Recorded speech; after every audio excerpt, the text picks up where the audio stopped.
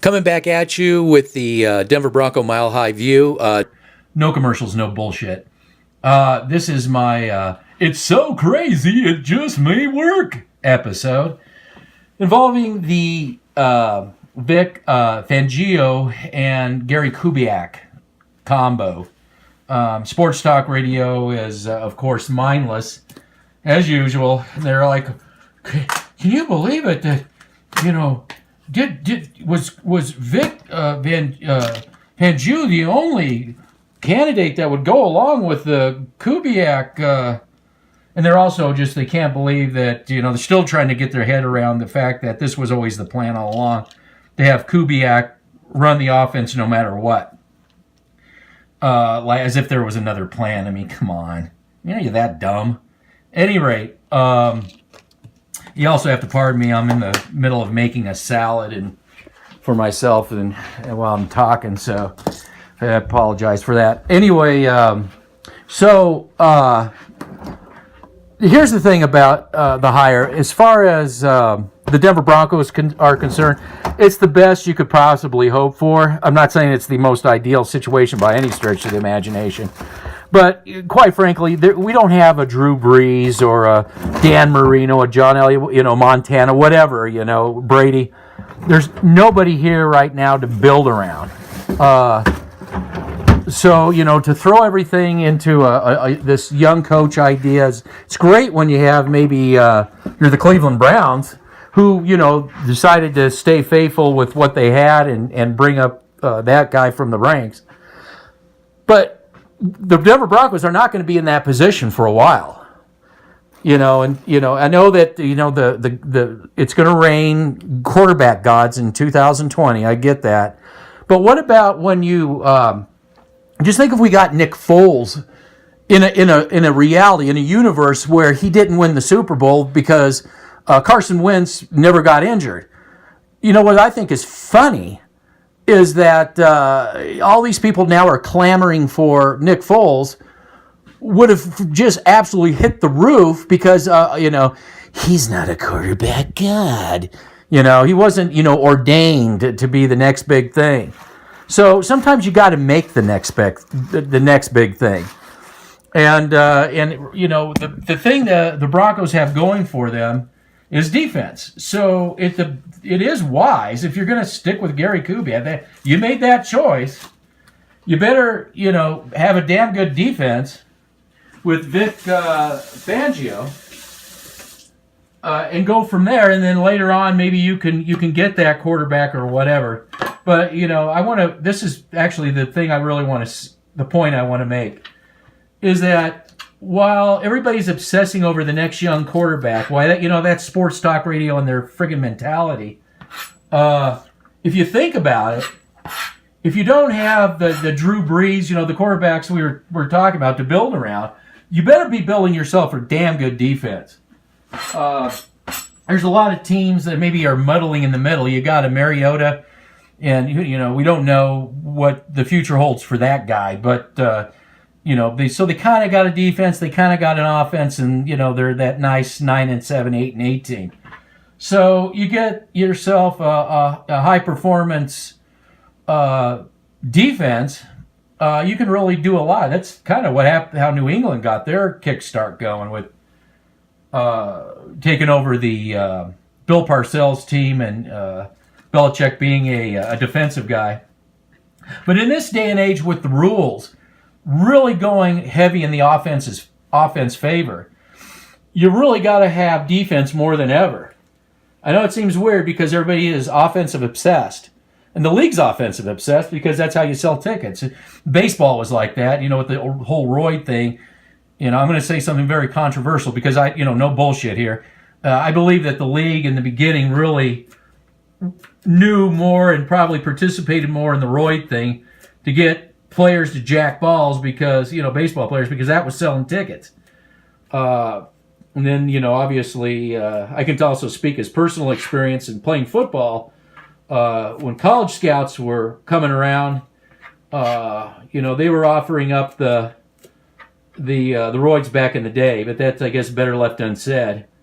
So I get it. I get offense sells tickets and all that, and it's more exciting than defense. But until you get that quarterback, until you get that quarterback that you can build around, it's kind of a moot point. Apparently, it also worked for Pete Carroll when getting Russell Wilson. So there's quarterbacks will be out there, and then I brought up it's a 2-quarterback league, and of course nobody will talk about that in sports talk radio. But and I understand the backup's not sexy, but it is important.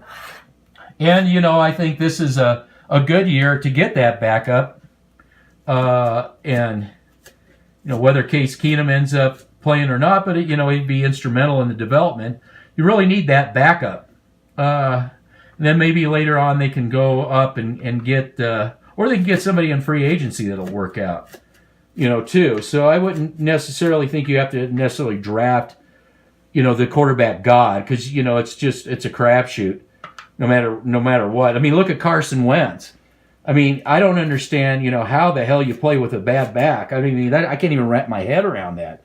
Having played before, to play with a bad back is just beyond my comprehension, because back is a serious thing. And if I was Carson Wentz, I wouldn't say a thing if it was bothering me.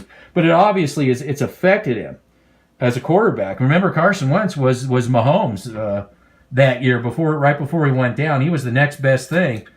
Oh my God, how could we ever win without Carson Wentz? Oh, there's this guy, this Jeff Fisher castoff named Nick Foles. So there's no absolutes in football. But I think the Broncos did well. I'm very surprised that they got what's his face, Vic Fangio. But I guess maybe he's 60 years old. He figures it's either now or never, and maybe he doesn't really want to mess with the offense. Maybe that's why he is a head coach. Maybe he never really wanted to have to deal with nobody's really even said this either. Maybe all along he was looking, this is exactly the situation that he was looking for, and it's so crazy, it just may work. I don't know. They got a long way to go. They got a lot to do. And, I got mindlessness going on in the Mile High Report, with this offensive line being like the 11th best in the league. If you were the 11th best offensive line in the league, you wouldn't have choked it off against the worst run-stopping teams, when you needed to go to the playoffs. And the other thing was, you wouldn't be the most penalized offense. Most of those penalties coming from your offensive line. Why? Because they're getting overpowered all the time. The offensive line absolutely needs to be overhauled and really dealt with, and then everything goes from that. And personally, I think the defensive line really needs work too. The defense it needs a lot of work. To me, the Denver Broncos defense has been slowly decaying, and hopefully this guy will get that reversed, sooner rather than later on the defensive side of the ball. But I think they could use some defensive line help. I'd like to see the old Malik Jackson, Von Miller and Chubb kind of a combo where you're getting that push up the middle, so you're pushing that elite offensive lineman in Brady's face, because he can't operate that way. Most can't, so that's what you're looking for. So Mahomes likes to roll out. Well, eventually, like I said, the defenses are going to catch up, and he's going to have to make quicker throws. And I'm going to say this, too, with the offense. I'm not so much, a Case Keenum hater. I'm a systems guy. What they're going to have to do, in my opinion, it isn't so much the younger. It's nothing to do with that. You have to have lines. You have to build from the lines out. But in today's NFL, you can't expect offensive lines to hold defenders, going through 6 or 7 reads. It's ridiculous. 5 reads even, and 4 is really pushing it. So it has to be a quick throw, pass-oriented passing game. Obviously, with Phillip Lindsay and the other running backs we have, we obviously should be run heavy and throw lighter, throw less. But when we do throw, they need to be quick. I'll say this really quick about Keenan. When they brought him in, he wasn't supposed to pass 40 times. It never was, I don't understand what they were thinking. it should be, five throws, maybe 6 per drive, and make them quick throws. Even if they're a deep throw, but it has to be quick. It has to be quick, a quick throw. Make it easy as you can on an offensive line. So, again, with the offensive system that they were running, it seems that they were just trying to do too much anyway, in all fairness to the offensive line.